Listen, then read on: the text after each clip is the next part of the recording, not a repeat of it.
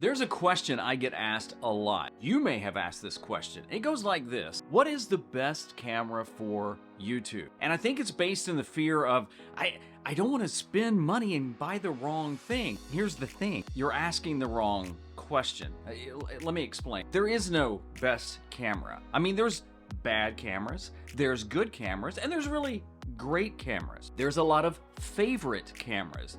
I tend to use Canon cameras. I'm shooting this on a Canon M50 Mark II. Yeah, I had to think about it there. I've got an M6 Mark II. All of my cameras have been Canons, which sounds like a country song, but it's true. I like Canon, but you know what? Sony makes great cameras. Panasonic makes great cameras. Nikon makes great cameras. All of those brands make okay cameras too. So you can have favorites, you can have good and great, but there is no best, because what happens is it becomes subjective. What my best camera may be may not be what your best camera is. So the reality of it is there is no best. So you may say, well then, Kevin, what should I be looking for? I think there's really three questions you need to ask yourself.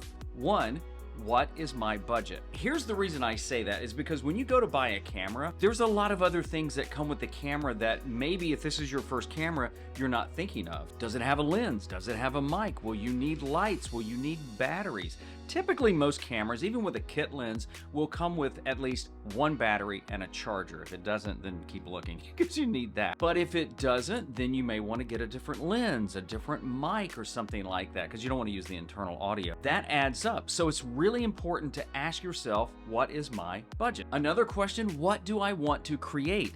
Why is that important? Are you going to be live streaming? Are you going to be out in the field, you know, like away from a home office like I've got right here?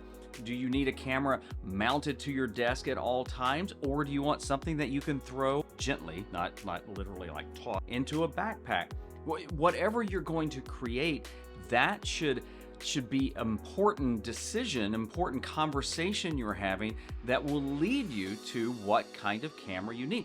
Are you going to take it underwater? Not all cameras are water sealed, or maybe you don't plan on taking it underwater, but you're going to be outside and it's going to be raining. So again, that's another question to ask, is what do you need it for? Another question, what do I really need? Now, I think this is just as important as the other ones as well, because you really need to think about what do you really need? Not want, but what do you really need? You know, you don't have to spend very much time on YouTube to see what's hot and what's popular. You can go through the feed. This goes for new gimbals and drones, and you'll see all the ones out there. And have you ever noticed a lot of them are very positive? You also got to be careful. Here's a little side note. Be careful about paid commercials. There's a lot of creators, well, I should say there are creators who will appear to be giving a review, but it's really a paid commercial for that product. So you got to be careful about that. If you ask yourself, what do I really need? Then that will help drive you on what camera you get. Not the best, but really what you need. Now look, I'm not against buying gear. In fact, I've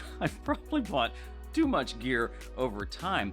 I just hate it when somebody feels like that they can't create, that they can't use their gifts if they don't have the best, because there is no best. Think of it this way.